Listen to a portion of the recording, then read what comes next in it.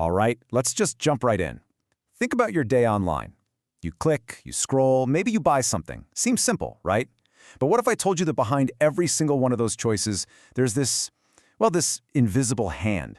It's a really powerful mix of AI and psychology, and it's quietly guiding what you see and what you do. So today, we're going to pull back that curtain.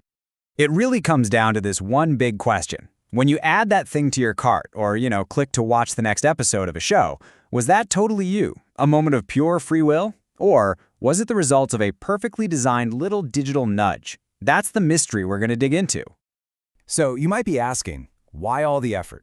Why go to all this trouble? Well, it boils down to simple economics. Check this out.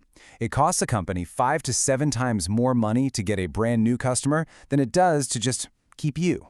That's a huge difference, and that is exactly why they're pouring billions into figuring out how you tick and, making sure you stick around. To really get what's going on, we have to understand what this invisible hand is actually made of. And it's not magic, not at all. It's a science, and it works because it plays on the predictable patterns of our own minds. Let's start with the psychology of it all. For the longest time, classic economics was built on this idea that we're all rational, that we make these super logical decisions to get the best deal for ourselves. And hey, we all like to think that's true, right? But then this really fascinating field called behavioral economics came along and basically showed that, we're a lot weirder and more irrational than we'd like to admit. So let's get into the why. Why are we so easily influenced online? It really all comes down to these little shortcuts our brains take every single second of the day just to process everything. And digital platforms, they've just gotten incredibly good at taking advantage of those shortcuts. And this is the core idea right here. Behavioral economics isn't about throwing out the old rules. It's about adding a super important layer, psychology. It just accepts the reality that our decisions get pushed and pulled around by emotions, by those mental shortcuts, and by the way a choice is presented to us.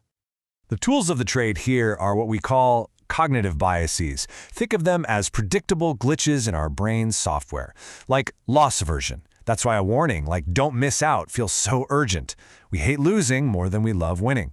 Or anchoring. That's why seeing a really high original price makes a sale price look like a fantastic deal, even if that original price was, totally made up. Now, when platforms use these biases on purpose, that's what we call digital nudging.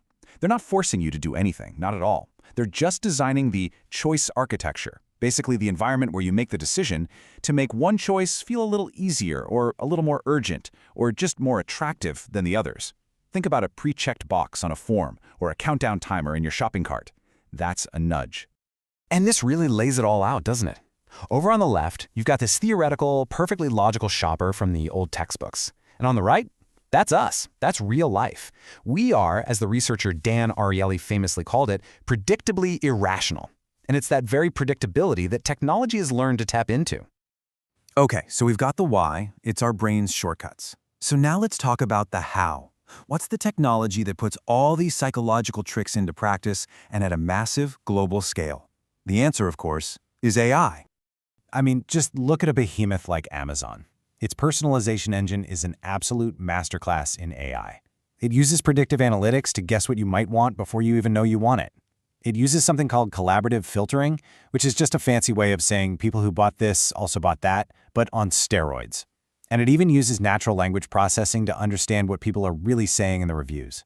It's all designed to build this incredibly detailed picture of you. And does it work? Oh yeah, the payoff is just staggering. It's estimated that a whopping 35% of all of Amazon's sales come directly from its recommendation engine.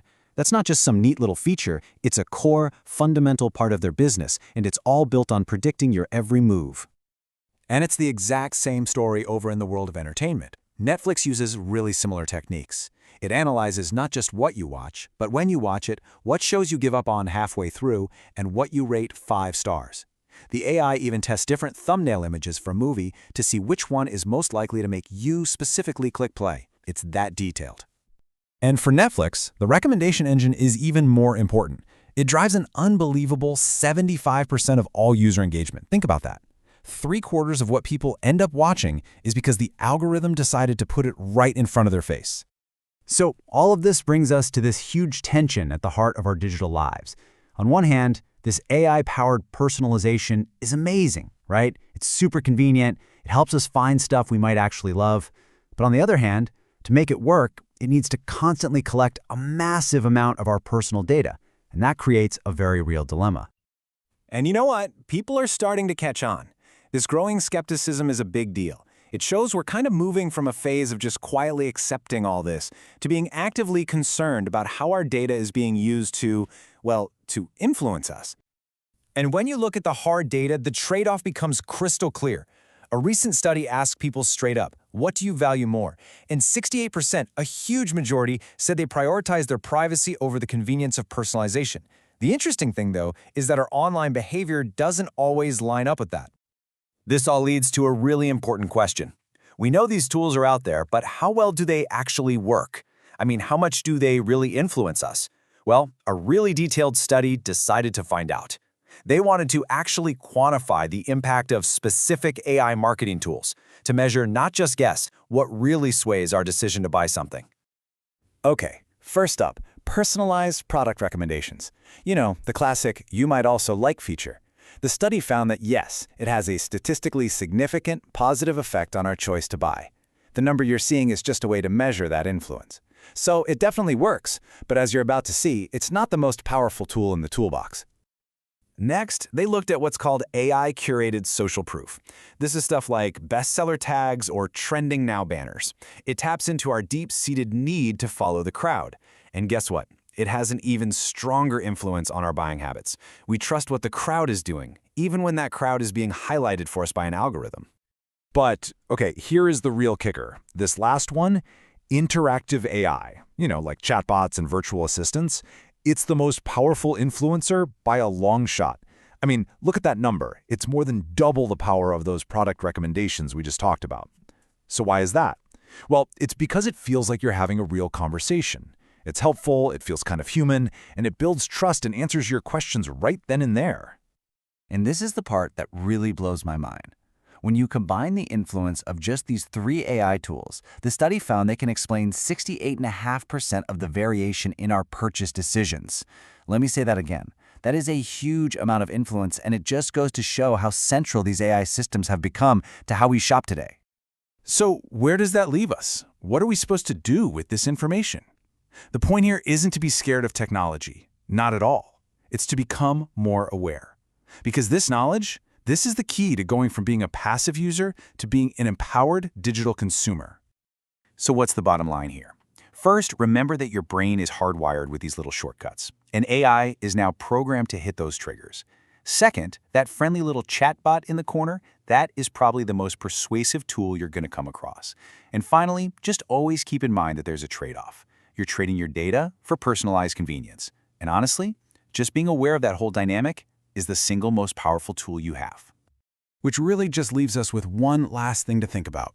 We're living in a digital world that's constantly trying to predict your next move, to put you neatly in a box based on everything you've done before.